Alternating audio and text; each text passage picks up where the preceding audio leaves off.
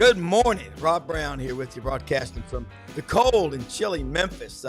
Got what a lineup. Executive producer. This guy, I love him. He's like my younger brother, Brendan Martin, down in Ocala, Florida. Coach Matt Dean over at Rhodes College in Bryan Hall. Lauren Meadows, Gatorbait Media, another product of Ohio. I got the coaches on here today, man. They just think differently. It's like talking to portfolio managers. They understand. Don't sell a stock unless you got a better option. Hey, do this. Hit that subscribe button with your phone. Hit the QR code at the bottom of the screen.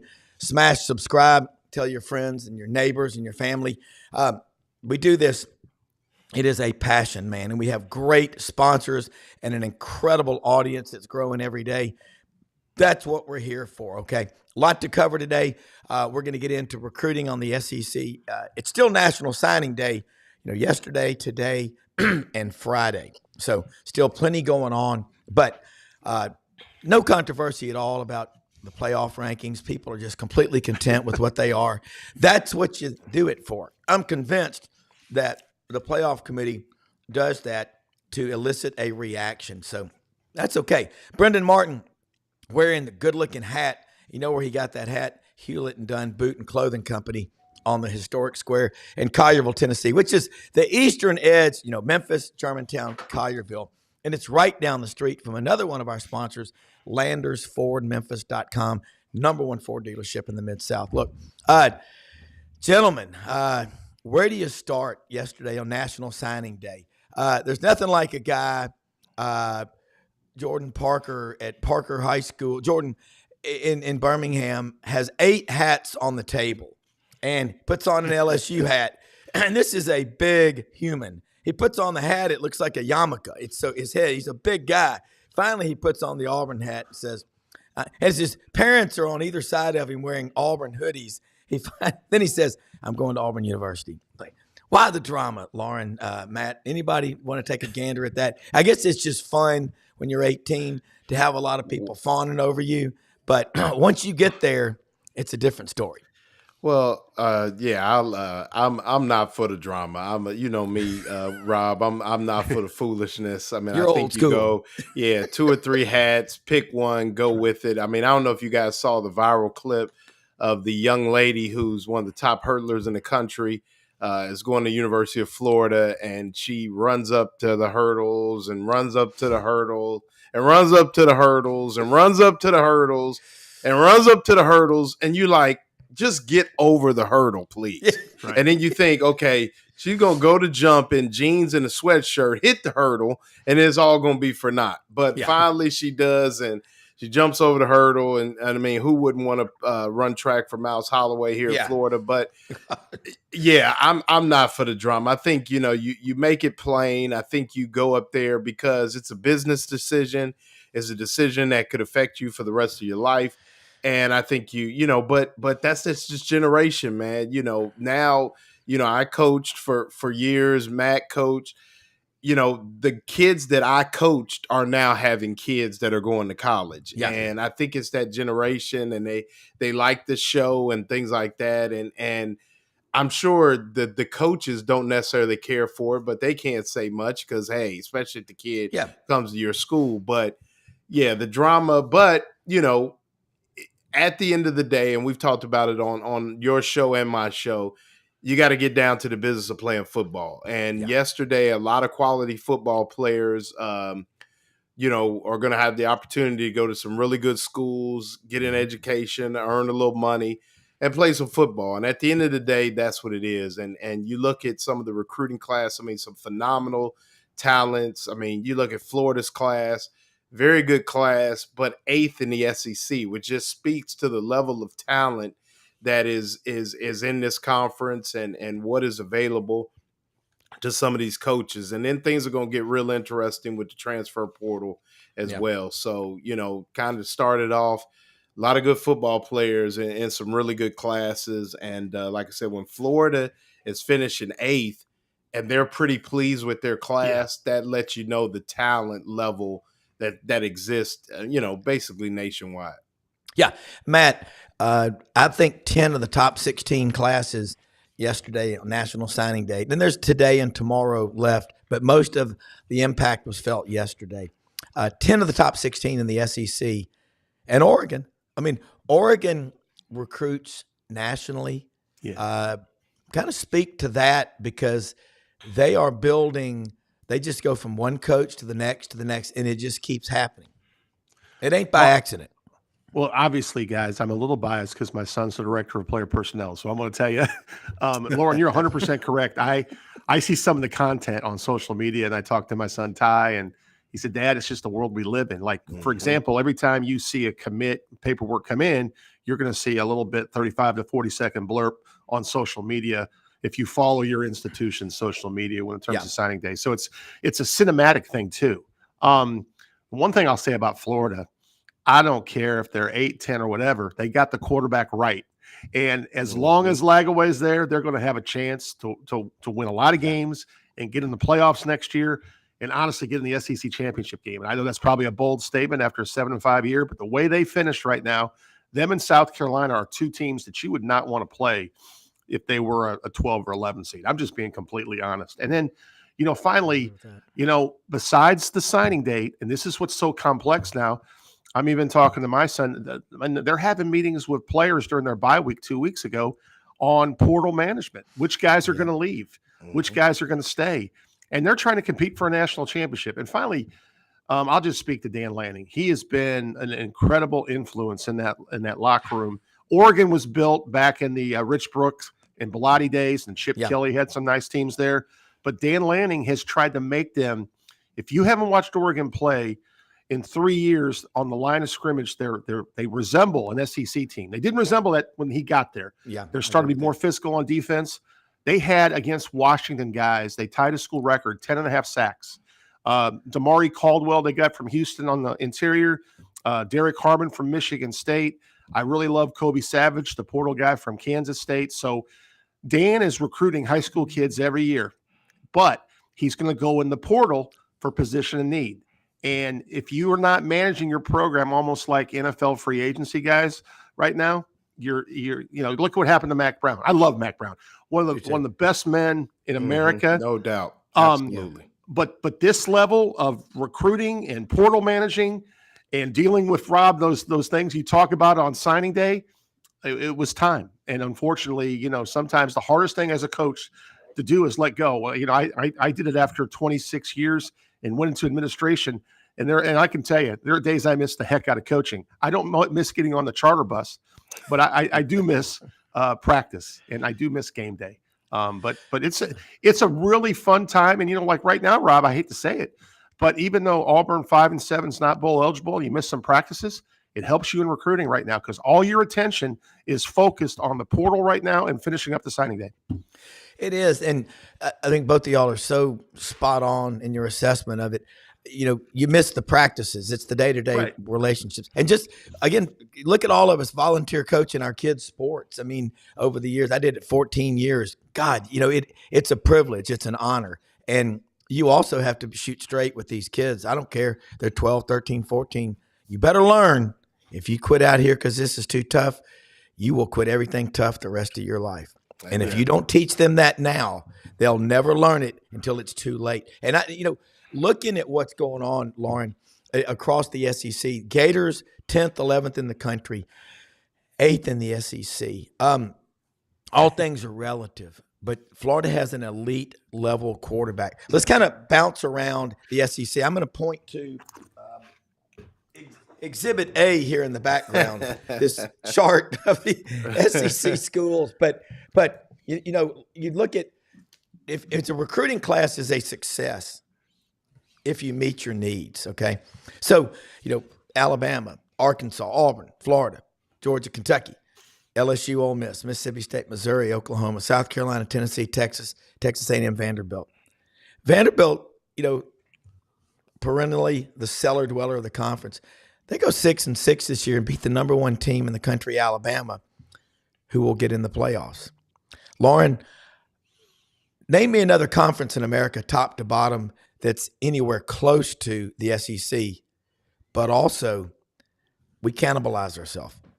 Yeah, I mean, top to bottom, there is none. I mean, No. let's just face it. I mean, you look at the states that produce the best players year in, year out. Now they're all basically, if you take out California, they're all in the SEC. I mean, so now you have every state that, I mean, even the state you guys are in. I mean, there's some really good football players in the Nashville, Knoxville, Yeah. Memphis area. I mean, just the reach now that basically every state is connected. I mean, I think I can't remember the kid's name, a kid out of Cleveland Heights was committed to Kentucky all season long, flips to Missouri. I mean, Yeah. the reach that you can have now within this conference is unbelievable. And I mean, there is none. I mean, I'm a Big Ten guy at heart, my second home, so to speak. Mm-hmm. But it's just not close. I mean, you just do not have top to bottom. And with the transfer portal and guys wanting to play in the SEC, a kid like Ricky Pearsall, who could have gone to Oregon, decides, hey, I want to play in the SEC and bet on myself. I want to see if I can play at what people deem the highest level. And you just see more and more and more of that. And like you said, even with a school like Vanderbilt, Nashville has a lot to offer. They do. Yes. And if you can really present that from an NIL perspective and things like that, they're going to continue with not just guys like Diego Pavia, but others that are going to go there and say, hey, I'm going to play against the best of the best. And this is somewhere that I can, increase my brand financially, but also from an NFL, from a physical standpoint. Yeah. And yeah, I mean, there is none. I mean, we're really, if we want to sit here and argue about it, we could, but it would be a waste of time. And I think that's where, when you look at like Florida, 11th, in the country, 8th in the SEC. But like Matt said, when you get the quarterback right, Yeah. there are going to be people that have 30 to 40 starts at a lot of positions that are going to come and say, okay, if I can catch this phenomenon that is DJ Lagway on the way up, Yes. I can be a part of it. It's not only be good for Florida, but it's going to be good for me as well. So I think that there are positions of need and priority that Florida is going to look at, and they will be made more attractive because of the presence of DJ Lagway. Yes. Yeah, and you know what, Matt? When you take a look at signing date is 3 days. Monday, the portal opens the 9th through the 28th of December. I know. So it's like when you were a kid, I remember we had, all my friends in the neighborhood, all my Jewish friends, they had Hanukkah. They got a present 8 straight days. And then we have Christmas come along. Well, that's kind of what's about to happen, but you also have to worry, unfortunately, about some presents being taken away. Some of your guys entering the portal, and then you can go get some. But I think we've proven one thing. You ain't going to build an offensive line long-term out of the portal, are you, Matt? No, it's very difficult. I'll give you a great example. Oregon's number one right now, playing pretty well. But the first 2 weeks, they struggled a little bit because they had one of their starters out, and they were trying to make some additions, and they lost Jackson Powers Johnson to the Raiders, second round or late first round pick, their center last year. So offensive line takes time, and it's one of those things. If you have a good offensive line coach and you make progress, a lot of times teams get better through the course of the season, guys. Everyone looks at the skill position. It's really a line of scrimmage. And, Oregon this year was a finalist with Texas for the Joe Moore Award. Both offensive lines are really, really good. And looking at Florida's future too, one of the things that, Lauren, I'd be curious your opinion on this, but maybe besides Arch Manning, who's probably going to be the starter for Texas next year, and I take Lagway over him right now. Who's got a better quarterback situation in 2025 than Florida in the SEC? Nobody. Nobody. I mean, nobody. And maybe in the country. Maybe in the country. When you look at it, from a who's the man alpha, whose locker room it is. My gosh, those kids love him, Lauren. Mm-hmm. Those guys love playing with him. No doubt about it. And another story that's kind of lost sometimes, I love his loyalty. He obviously wants to help Coach Napier get to the top of the mountain, okay? He's been raised right. He's built right. He's a good locker room presence. He's a leader on the field. I even watched him during timeouts when he's interacting with Billy and also the offensive coordinator. It's just like, man, that dude's got it. And, no disrespect to some of these other schools, but like DeBoer had Michael Penix Jr. the last 2 years. That's the reason why he got the Alabama job. And you know what? You know, Alabama's much better team when Milroe gets out of the pocket and runs. And for so many games, it looked like they were trying to make him something different than a runner. And sometimes you just got to admit what you got and you got to roll with it. But I'm really, unfortunately, I'm an Iowa fan, Lauren. I grew up in the Midwest, but I'm now I'm a Oregon Duck, Iowa fan, and I'm a big fan of your quarterback. I just thought it was one of the best stories in the second half of college football this year. Besides the Vanderbilt quarterback, Diego, as you mentioned, he's a great story as well. Yeah. So, Lauren, is it blasphemy to say, like what I say on the show a lot, that DJ Lagway he's not physically as impressive, muscles and strength as Tim Tebow, but he's got an arm better than any Gator quarterback. That, golly, they've had some great ones. Danny Warfel, Danny had a hell of an arm, but DJ Lagway throws those 50 and 60-yard ropes. But there's just some people. Dad told me years ago, there's certain people that when you meet them in a handshake, they just exude confidence in you. And he was talking about a guy named Fred Smith in Memphis that founded FedEx. And you know what I'm saying? When you're you've talked to DJ Lagway, okay? I don't know him. You do. There's a trust factor with you. Kind of expand on that because I've got a list of things we're going to get into on Rapid Fire Thursday. But I want to hear your thoughts. Yeah, I mean, no doubt. I mean, I've sat with him at a softball game amongst it's DJ Lagway and 4 70-year-old guys that love softball. That's right. And DJ Lagway is just sitting there talking softball, talking sports. How's it going? It's going well. Looking forward to it. No arrogance, he's a guy's guy. He's a dude's dude. Like you said, he was raised right. And I mean, but then he's special. You look at the play against Florida State where, shrugs off the defensive lineman, helmet's a little crooked, and then he throws a dime to Chimera, and it's just like, and I mean, we're sitting in the press box and everybody's kind of like, and there's no cheering in the press box, and I just loudly say to everybody, "It's okay to clap. It's okay to clap." And I mean, because everybody's like, "Okay, like wow," and because you have that, and no offense to anybody, because other guys have that. There's a bunch of great kids, but for what Florida has, you talk about throwing. I mean, they haven't had a deep ball thrower like that probably since Rex Grossman. I mean, Rex could let it rip pretty quick.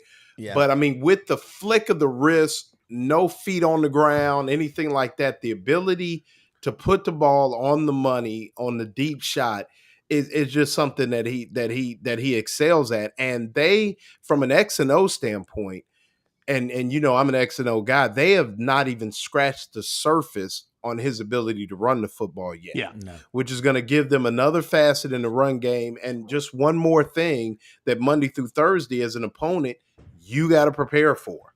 Yeah. And so once they really tap that in, if he can stay healthy and his ability to run the football, and I don't think he's going to wow. I mean, I would actually say Tebow's probably a better runner of the football. I would too. But what he gives you is that ability to get downhill and, at least be a threat in that run game that they haven't had. And I think is what makes Billy's offense run is that threat. So, I mean, you're talking about a guy that, I would say 2 more years at Florida, it will be one of the premier quarterbacks in the country. Yes, for sure. Yeah. Matt, another guy in the SEC that Roman Harper was on the show with us a week ago Friday, and Roman said, look at Lenoris Sellers, South Carolina. He goes, this guy, when they're trying to pull him down, is throwing touchdown passes. And that's a talent right there. And look what he's done, Matt, to raise South Carolina to 9-3. Look, a couple of close losses. We know LSU, South Carolina game, and South Carolina at Alabama. But here they are at 9-3, and they're playing some of the best football in America, hot off that win at Clemson this past Saturday. So I want to touch, before I go to Lenoris, I want to touch quickly on what Lauren said. And Lauren, I have a couple comps because, I've never met the young man. I just watch from my television set. Sure. But the throw that he stepped up in the pocket on the run in the LSU game, that was a pivotal throw late. Oh, yeah. you know, that kind of, it was a deep ball. It was just like a dart, you know, straight down the seam. Right on the body, put it right Yeah. on. Yeah, and it really helped put the game away. I think he's got almost some Jalen Hurts in him from a leadership standpoint, but I see as a player some Caleb Williams in him as well. I mean, I think he's going to be a Heisman candidate. I mean, I really do, you know, and those things are determined by sometimes team success as well, as we know. But going to Lenore's, there was a run. He's done it all year, guys, but there was a run in the Clemson game. I mean, this young man, when he gets downhill, he's almost like Derrick Henry with the football. And we're talking about a quarterback. He gets downhill. He's going outside. All of a sudden, he just cuts on a dime inside up against Clemson to get the game-winning score. Clemson had him like in 3rd and 16, guys. He drops back the pass. He knew he was running. I mean, and I think, Lauren, it's a really good point. I think this year they didn't scratch. They just barely scratched the surface with the playbook for DJ. And I think you'll see some of those things from a more intentionality, from some option stuff for him. Not RPO necessarily, but just the ability to run him some more in certain situations, you know. So, God, those two guys, I would say going into next year, Lenore Sellers, DJ Lagway, who's got better quarterback situations right now? I know people will say there's portal options. I know everyone's going to say Arch Manning, and I get that. But, you know, Arch has had a small sample size this year. Yeah. Boy, DJ got to play in some critical games and really helped their program big time. Yeah, well, Marcel Reed at Texas A&M. We had one of our interns, Oakley McFerrin. He's really good, no doubt. Yeah, he's good too. Yeah, we kind of forgot him. We need to apologize. He's in that mix too. Well, I'll tell you what was cool about it. We had Oakley McFerrin, one of our 2 interns, on yesterday. He's a freshman at Auburn, and Oakley played at MBA. He was, you know, all Davidson County honorable mention, all Metro wide receiver at MBA, and of course, you know, Marcel Reed's a redshirt freshman, so he played with him, you know, all but this year. And he said he's a great player. He goes, his father, I think, is the head football coach at Tennessee State University in Nashville, and just a tremendous guy. He's his coach's son. I'm not sure if he's the head Tennessee State. Am I wrong? Yeah, I think his dad's the head coach at Tennessee State, or I know he's a coach. Maybe a coordinator or something. Yeah, okay. Eddie George is the head coach. Right, yeah, that's right. Never mind. Yeah, he's on the staff there. That's right. Eddie George is Heisman Trophy winner in ‘95 at Ohio State University. Great dude, actually. Yeah. Great dude. He works out a little bit too. Good God. His wife's she's a keeper too. So yeah. I mean, I loved watching him when he played, and then he played for the Titans, and he's cool. But you know, you think about up and down on the list on these quarterbacks. And then, you know, here's the one that's kind of crazy. Who got the biggest NIL deal of anybody coming in the SEC? Nico Iamaleava at Tennessee. Yeah. And I don't want to call him 207.5, but I'm going to say it. He's averaging 207.5 yards passing per game. But he got better, I think, as the season went along. Coach Ellis Johnson was on the show with us Monday. Longtime defensive coordinator, a lot of experience, and he's coached with Spurrier, Stallings. He coached with Gus at Auburn, got him an SEC championship. He said, Tennessee's offense, the success or lack of, is predicated upon completions of those deep balls, explosive plays. And, you know, and you can even simplify that when Navy runs the triple option. Matt, how many times did we see them play a really good Memphis team and they'd complete a couple of deep balls down the middle? All of a sudden, everybody's backing up. And so those draw plays underneath are wide open for the running game. Next thing you know, they've run for 250 or 300 yards. Brad Logan, Lauren, stay on with us if you can. I just figured you had to go, but Matt's going to stay on at a little bit of a late start this morning. Sure. Yeah, Brad Logan's going to join us from Logan Media Network, and he's a big part of the Ole Miss broadcast scene down there in the Grove in Oxford. I hope he's not trying to text me because my phone is off if there's any problem. So, you know, got to. And we have Starlink on the way, ladies and gentlemen. It's on the way. Sometime in the next couple of weeks, it'll be here. If it can get here sooner, if you're listening, Starlink, Mayday, Mayday. Our executive producer, Brendan Martin. Let's just say this. You know, you hear about emergency room trauma surgeons, 15-car wreck, all the people come in. Brendan Martin, he's one of those trauma surgeons that's fixing stuff. You don't even know what he's doing. Lauren and I know it. You know it, Matt. Absolutely. And I tell you who we need. We got to think about this. Nico Iamaleava. And you mentioned Arch Manning. Jackson Arnold. Remember when he was signed with Oklahoma? highest rated offensive recruit in school history. Ever. Okay. And it got so bad this season after they benched him, he came back in. One of the TV announcers goes, well, here goes Arnold Jackson back into the game. Can't even get his damn name. Different strokes. Arnold Jackson. Yes, Arnold. Remember Hey Arnold, the cartoon? Yeah. He had like a football. It was weird, like a hammerhead shark with the eyes on the end of his head. But let's think about him. Brady Cook is done. Mississippi State guys, Jeff Lebby. Their quarterback got hurt. They had to make a change. Ole Miss, Austin Simmons, guys, next year. You know why Auburn probably got Deuce Knight? Because in the first quarter in the Georgia game, Jackson Dart rolled an ankle, was out for a series. Austin Simmons came in. I mean, here we go. It's kind of scary looking up the SEC. We don't know about them, but they're coming. I'm taking DJ.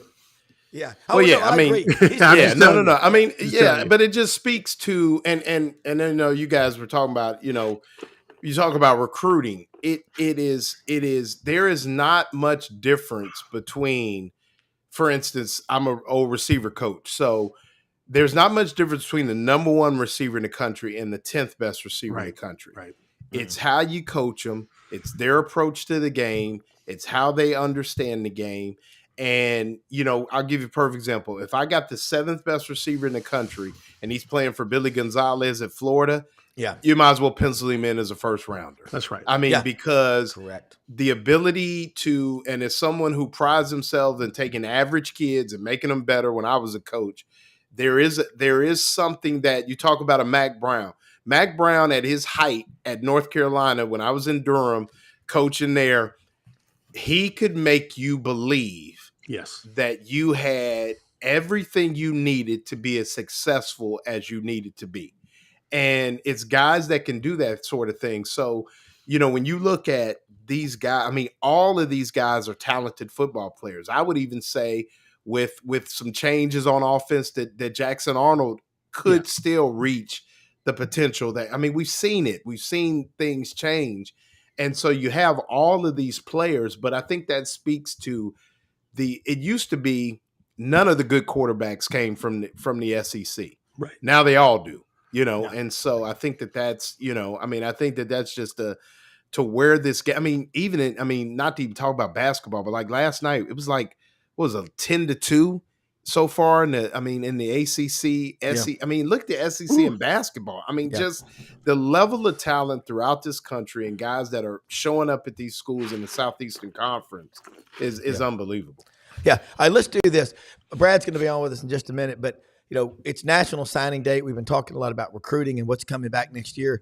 And we're going to get into it heavy again tomorrow with Tony Barnhart on the show. But Texas and Georgia in the SEC championship. Golly, let's start with you, Matt. What do you think's going to happen this time when they play? And I think you talked with Coach Johnson and me Monday about it. But big one in Mercedes-Benz Stadium, home of the $2 hot dog and the $250 ticket. So obviously, no doubt, in game one, Georgia turned them over maybe 3 times. I could be wrong, and really 4. I apologize, Lauren, and dominated the game from a line of scrimmage standpoint at Austin. Okay, so number one, if I'm Texas, my message has got to be no turnovers, right? And obviously some doubt creeps through your mind a little bit when you go 8 overtimes to win your last game against your rival. But let me tell you something. Georgia Tech has a fine football team. Georgia got there with a win. Obviously, they're in the SEC championship. They've had some really good wins this year. I just like Georgia personally. I'll tell you what, like the Texas A&M game, we talked about this, should have been like 31-0. The deflected pass for a pick six, the block punt, A&M was kept in that game. I thought Texas's line of scrimmage was phenomenal, especially in that goal line stand. So I think it's going to be a really close game. I think it's going to be lower scoring than people think. But I'm going to go Georgia by 3. All right, Georgia by 3. Lauren, Texas, hot as a pepper, coming in there. They're playing basically at Georgia. Mm-hmm. Yeah. But, good teams, you're not afraid of where you play. But what do you think's going to happen? Well, I'm going to go Georgia. I think it'll be a closer game. It was kind of a sloppy game the last time, so the score, 30-50, it's kind of tough to gauge it. I just think Georgia up front is able to withstand kind of what Texas can bring. Texas is really great at all three levels defensively. I mean, one of the top, I'm not sure if they're number one still nationally, but at one time they were top defense and top 5 in every major statistical category. But I just think that Georgia knows exactly who they are. And because of Carson Beck, they feel like they can withstand anything. I mean, you think of how poorly he's played in games, but has found a way to elevate that team to wins. I think they just have, they just have it. And I think that's one of the things. I mean, you look just talent wise. The only thing that I could say is I'm not sure that if it becomes a game where Georgia has to necessarily make some plays on the perimeter, that could be that could be a telltale, because I would probably take the Texas secondary against those perimeter guys, because that's the one place that they've fallen off. The tight end, the Brock Bowers not being there, and some of those guys, not as good as they've been in the past. So it'll be interesting to see. But I'd probably say Georgia and another close one. Yeah, I'm picking Georgia as well. As good as Texas played the last part of the season, I still like Georgia with their back to the wall. And when we thought that Carson Beck could not do it, he wasn't the man, and he didn't. He wasn't. He just wasn't. I'm like, well, he is. They did, because they did it against Tennessee, down 10-0, tied it up 17 all at the half, and you look back at that game, and you say to yourself, holy cow, man, they dominated Tennessee. In the second half, they completely shut Tennessee down. I just think Georgia, when they are determined, and you give Kirby Smart some time to prepare, they're really a dangerous team. They're probably the most talented team in the league. So let's bring in Brad Logan from Logan Media Network over in Oxford. Covers really all things Mississippi. We've got a panel here: Lauren Meadows, Gator Bait Media, Coach Matt Dean in Memphis. Brad, is it fair to say that Ole Miss is in a new era now, to where I've been telling all my Ole Miss friends, and I got a ton of them, I said, when y'all start winning 10 and 11 games a year, you're never going to be happy with 8 or 9. And here it is at 9-3. Not that they want to get rid of Lane Kiffin. He's going to give you a chance to win every game. But there's a different level of intensity in Oxford. Is that fair to say? Yeah, I mean, a lot of people are saying this season is a failure. I find it hard to believe that you could call a possible 10-win season a failure in Oxford. It's not a place to where it's common to win, back-to-back 10-win seasons with an opportunity to win a third. So I don't expect this to be a season deemed as a failure. I do think it's one that has a lot of disappointment. You can look back at the Kentucky game and look back at the LSU game, and, of course, the game against Florida when Ole Miss had a perfect opportunity to make the college football playoff. They didn't do so. So looks like it's probably going to be a Florida Bowl game, depending on where Alabama slots in the college football playoff. But this is a situation where Ole Miss is recruiting at a very high level. Right now, they're the composite ranking of 15 in the country, which is only good enough for about 8 or 9 in the SEC, which tells you just how strong the conference is. It was a banner day yesterday for Ole Miss, getting, once again, the top-ranked player in Mississippi, and Caleb Cunningham, the wide receiver out of Ackerman, Mississippi. That's the third year in a row Ole Miss has got the top-ranked player in the state of Mississippi. So they've been dominating Mississippi over the last couple of years, not only on the football field, but also in recruiting. And Lane Kiffin even made mention of that in the signing day press conference yesterday. The gap of the separation between Ole Miss and Mississippi State is possibly as large as it's ever been. Now, I do think there is an opportunity for Jeff Lebby and his staff at Mississippi State to make that gap smaller, but it's going to have to come on the recruiting trail and have to come on the football field. And what we saw yesterday on the recruiting trail is not something that lends me to believe that Mississippi State's going to decrease that separation anytime soon. Yeah, and looking in Jeff Lebby, you know him from his time at Ole Miss. Then he goes to Oklahoma. He's Art Brow's son-in-law. That when Mike Leach died, and that was horrible, and Zach Arnett came in and kind of said, we're going to do it completely different. Did you see at that time these problems that they have now? Is that because he could have said, hey, I like that offense. I know it. I'll focus on the defense. Where did they go wrong? Is it one thing or a lot of things? Well, I think when Mike passed, the roster was there. You had some really good offensive pieces with Will Rogers at quarterback. You had Woody Marks at tailback. You had Ra Thomas at wide receiver. Yep. And when Arnett was elevated to head coach, he completely circumvented the offense. And now you're asking to put a square peg into a round hole, and it just didn't work. And obviously we know that Zach Arnett would be relieved midway through the year, and it just has not came back since then. I mean, obviously hindsight's 20/20. If you're President Mark Keenum, the best thing to do is to tell Zach Arnett, look, man, you're our interim coach. You have a year to get us through this, and then we will reevaluate at the end of this year because everything happened so fast. And then at that point, they should have reshuffled the deck and decided what direction to go rather than just go all hands on deck with Zach Arnett, who has done really, really good work for Ole Miss as an analyst, but was just not ready for a head coach. I do think that he's a really good football coach, and I do think he'll continue to get opportunities in the college football world, but it was just a little too much for him to deal with at that point. I just don't think Mississippi State has recovered, and they have got to go back to the drawing board, figure out their identity. I think they've done so on offense, defensively. With Cameron Hutzler, I don't know what direction they're going to go defensively. From everything that we've been told is they're going to stick with Hutzler as defensive coordinator, even though they were very, very poor this past year in almost every statistical category. But they really plugged a lot of holes. The defensive, or should I say the recruiting tactics from Mississippi State are quite different than Ole Miss. A lot of things that MSU is doing is going the JUCO route. Ole Miss kind of stuck with the high school route, and then, of course, the portal will open up in a couple of days. Ole Miss will be very heavy in the transfer portal in a couple of very key positions. But right now, you just have two different programs. And oddly enough, I will tell you, Ole Miss was able to flip linebacker Tyler Lockhart, a four-star linebacker, out of Winona. I was there for the ceremony. Yeah.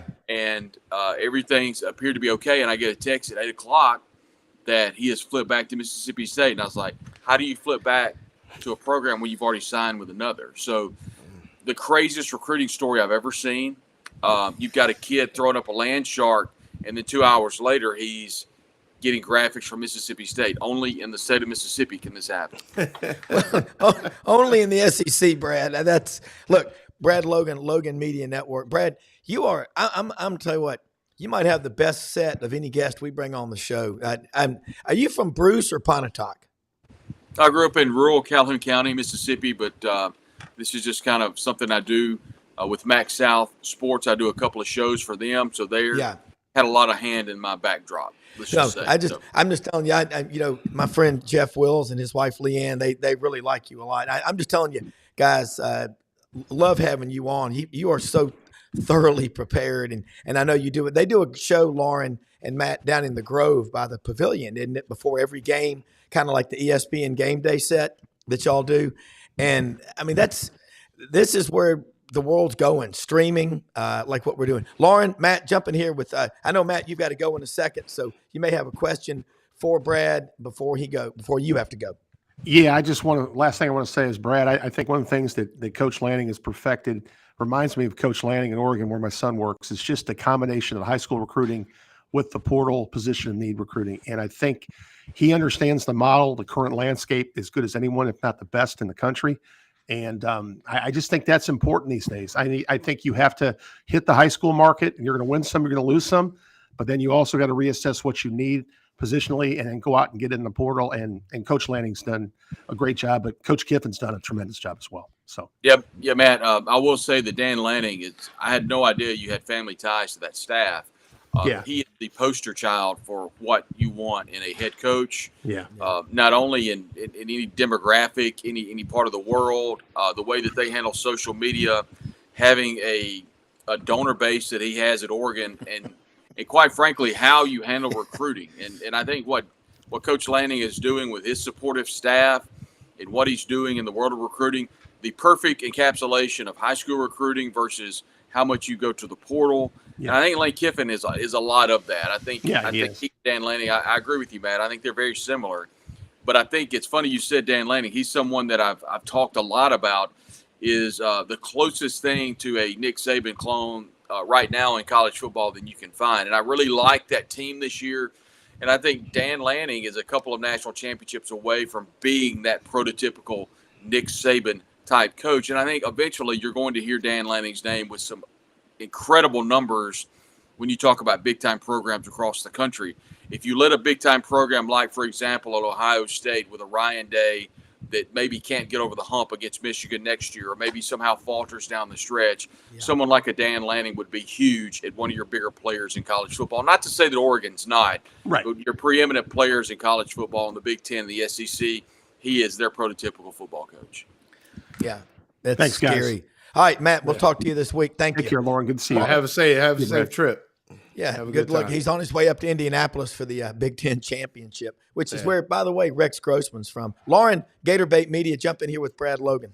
I gotta. Well, Rex Grossman is actually from Bloomington, so That's right. you gonna upset the Could good have been a people of Hoosier. Bloomington South, but no, I digress. Brad, speak to Lane Kiffin and the culture that he's building at Ole Miss. I think sometimes people look at the amount of transfers and some of the NIL opportunities that they've been able to provide, but just speak to, I think it's unfair sometimes to label guys as mercenaries, so to speak, but just speak to the culture that he has built with his football program that's going to allow this program to continue to build on those 10-win seasons and maybe take that next step there at Ole Miss.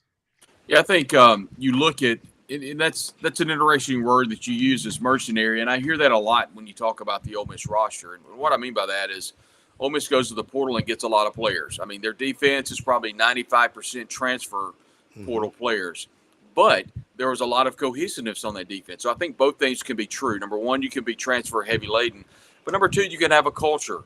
You can have a winning attitude. And I think that's one thing that Ole Miss is bred into the players and bred into the program with Pete Golding.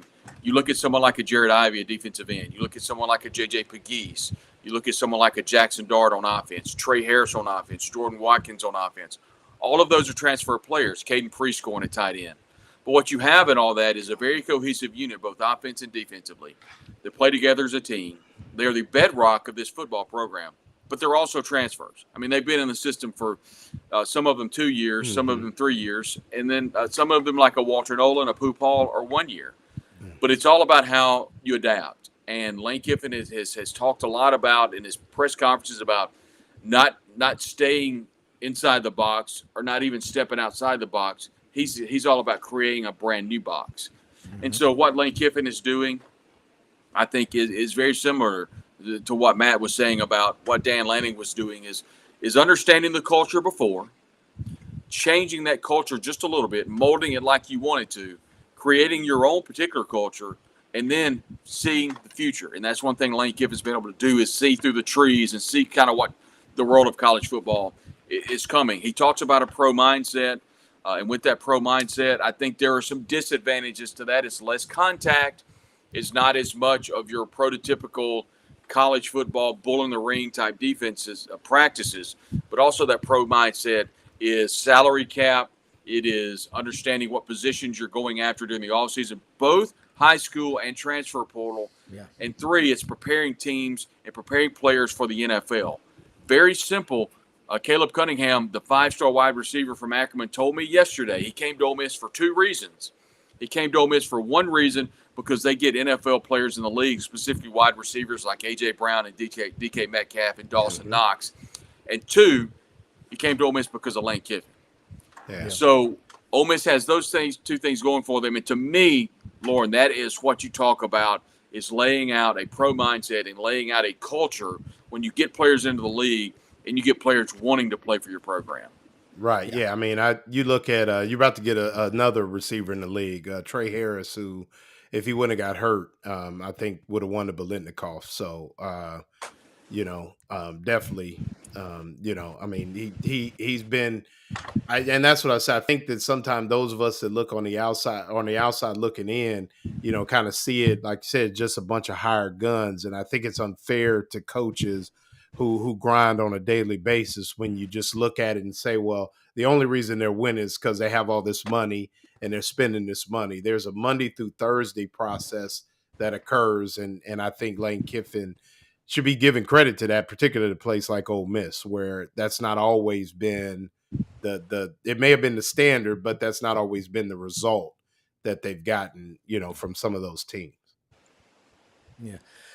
But Brad, when you look at Ole Miss, you talked about Walter Nolan, and he was a kid. God, he was in Memphis at St. Benedict for a year. Then he went to Powell over in Knoxville. And Matt Dean's son, Tyler, helped recruit him to A&M. Hell of a player. And you hit on something. 95% of that defense is portal players. And I heard a figure. I don't know if it was you that said it or somebody. It was like 41 players could be gone in January in terms of eligibility running out, going to the NFL early or what have you. If that's true, and then I look at this recruiting class, 14th in the country in high school. And Ole Miss is on the 24/7 Talent Composite Index. I think they're at number 20 on the list that came out a couple of weeks ago.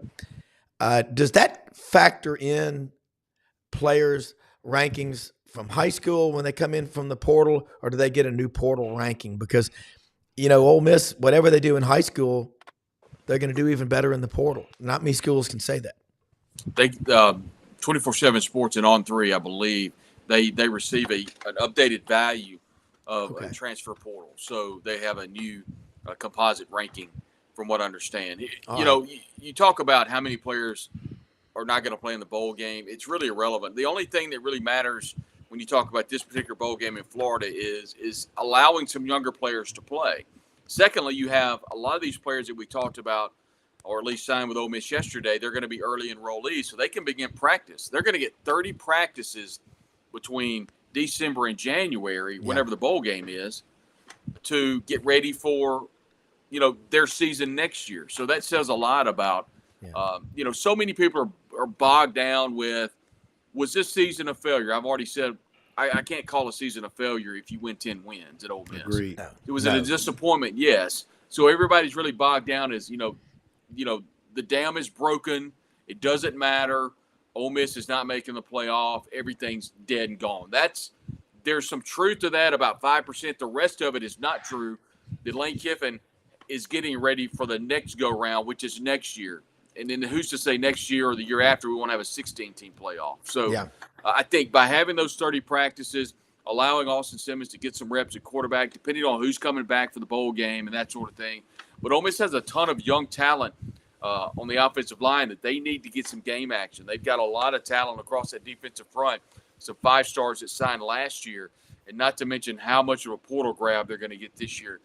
The future is very bright at Ole Miss, and I look for very, very big things next year.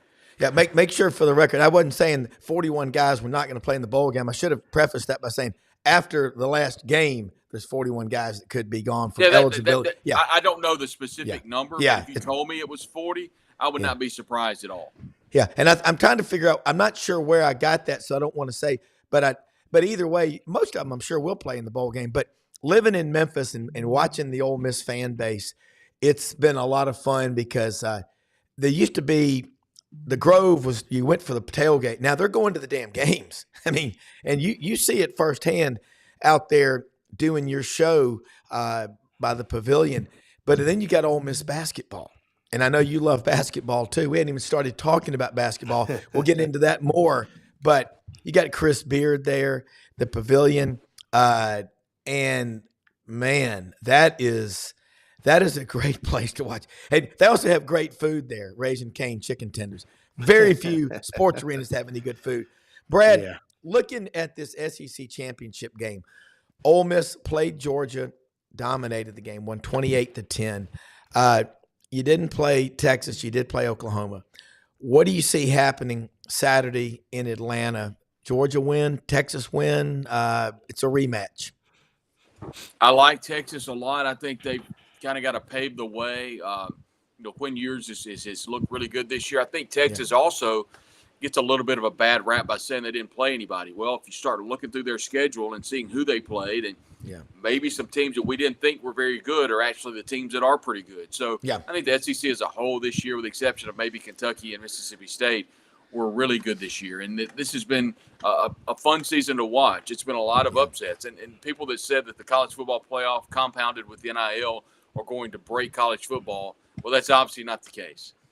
It has made it even more an enjoyable product. But what Sark has done with Texas, I think with that type of machine they have in Austin, incredible facilities, a huge NIL program, I think Texas is an absolute team to be watching down the stretch.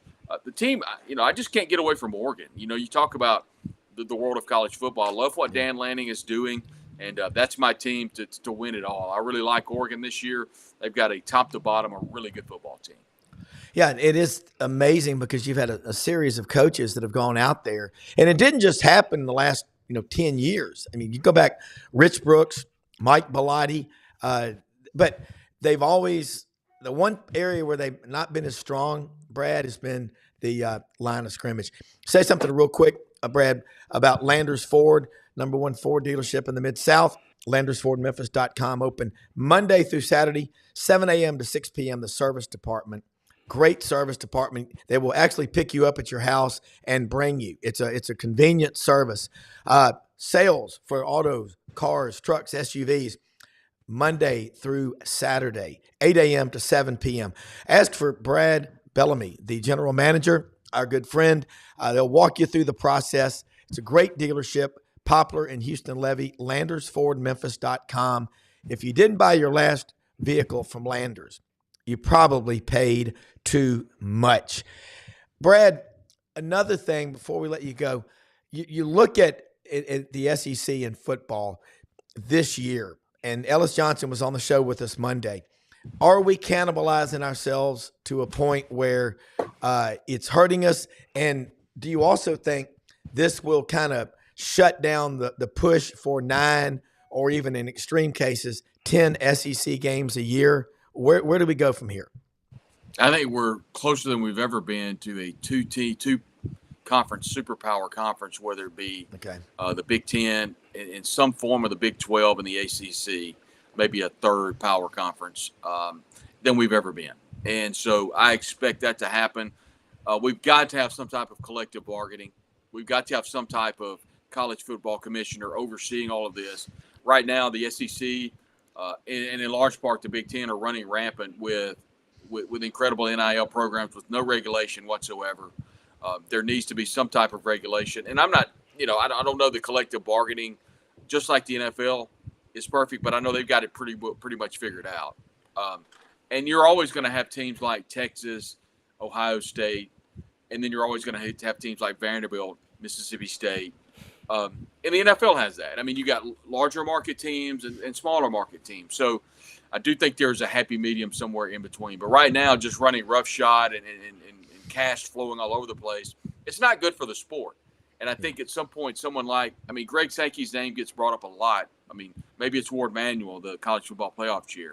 Yeah. But someone has to step in and be a commissioner over college football, because I do think we're closer than we've ever been to a 2 or 3 power conference schedule. And then at that point, you put things together and have a playoff very similar, I think, to the NFL. Is what would be best. And move the games to campus. Get these off neutral sites. Yeah. Let's enjoy an Ohio State home game or an Alabama home game in the playoff. I think that would be much more enjoyable for the fans. Bring it back to the fans. Seed this thing, and let's have a true tournament. And let's make a group of 5 tournament on its own. I love Memphis. You know me. Yeah. I love the Tigers. I love Tulane. Tulane has a special part of my heart. But programs like that deserve their own specific playoff. And I think at some point we need to look at the American, the Mountain West, and the group of 5 teams. They need to have their own playoff, including the Sun Belt and the American, and all those teams.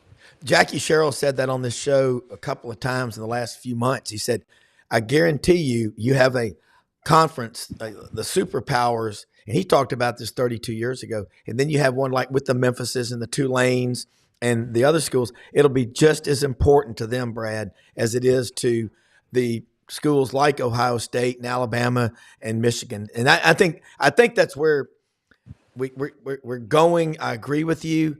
It's just how long is it going to take us to get there?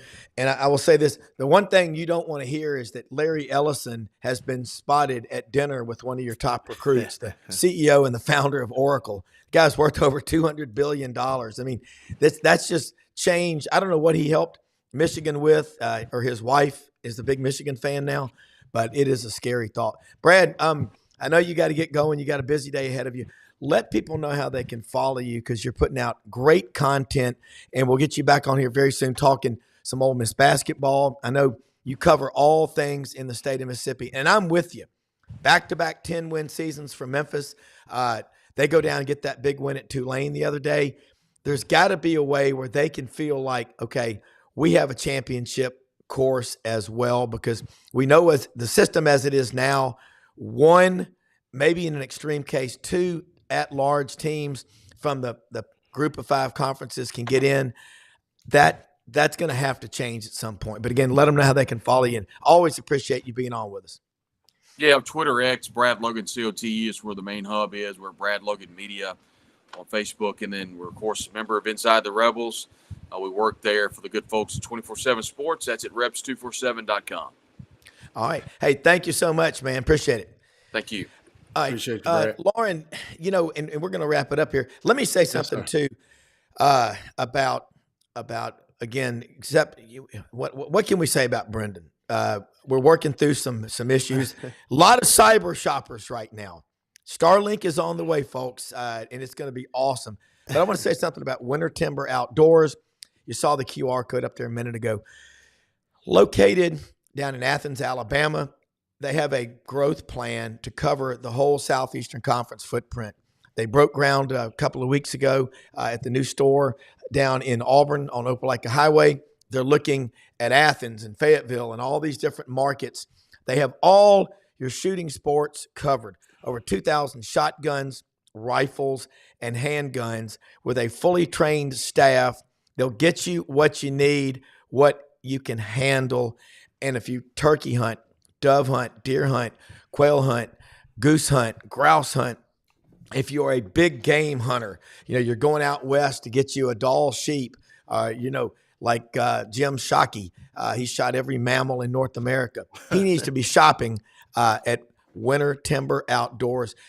Kenny Winter, Dylan Monroe, what a team they've got there. But you go to that store in Athens, Alabama, right there on Highway 72, going there, you will be blown away by the service and the competence of the staff. Great gear, huge Sitka dealer. They've got all the gear that you need. They've got deer stands. They've got all your feed, your corn for your food plots, everything.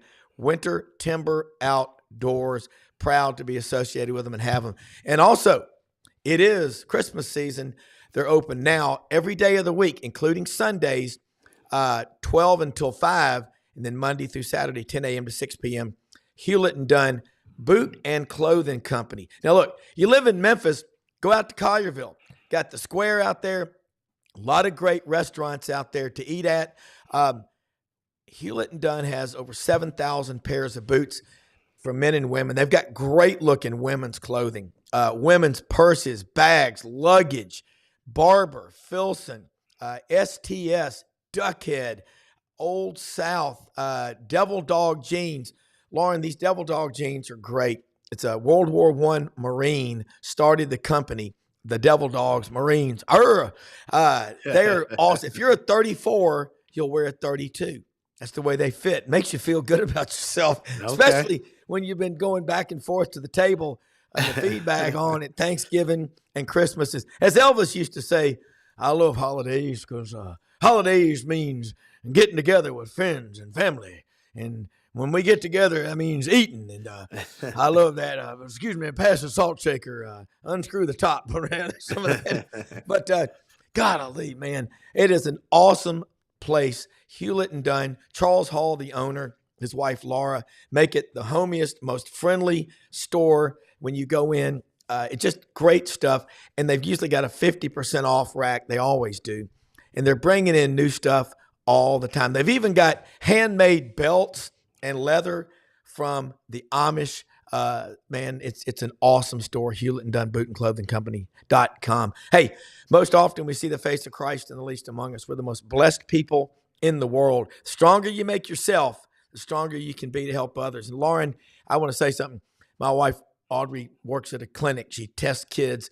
90% of them are from rural, East Arkansas. You wouldn't believe. I mean, some of these kids don't have socks, a winter coat, whatever like that. I might have the greatest wife in the history of the world, what she does on her own for these kids. Yeah. And we're gonna do a lot to help make them have a great Christmas. But awesome having your ass on the show today. Appreciate it. Yeah, I love being on your show with you Tuesday night. Oh yeah, absolutely, man. Appreciate it. You're so focused, but you know what's cool? First time we've ever had 2 D3 coaches on simultaneously, as they say in the country, at the same time. Lauren, and also help us support breast cancer research. Lisa, she's going to take all the money that she earns in this competition and give it to people who were hit by these hurricanes down in Florida. What a good-hearted woman. Brendan knows her.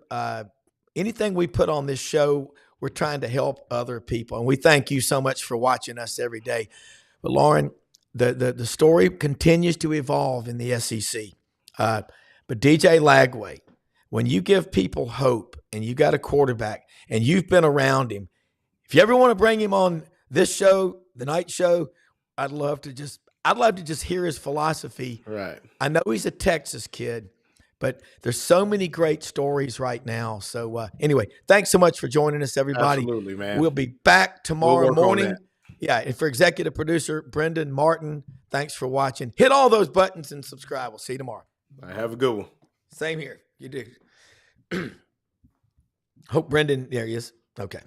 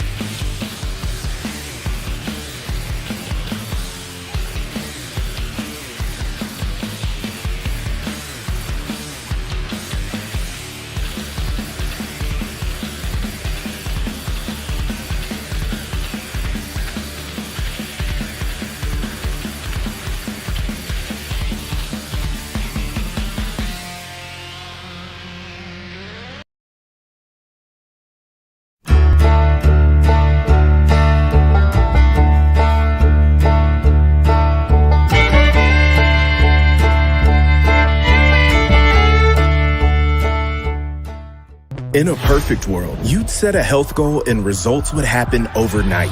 In this world, the real world, it takes time, dedication, and the right support to achieve your best self. The Vitamin Shop's health enthusiasts are here to make sure you're not wasting a single moment on the wrong supplements. From the highest quality sports nutrition and superfoods to the most sought after trends, you'll find a huge variety of science-backed solutions for every goal. And the people to help guide you along the path to greatness. Unbelievably, every 2 minutes in our communities, a child is either bought or sold for sex.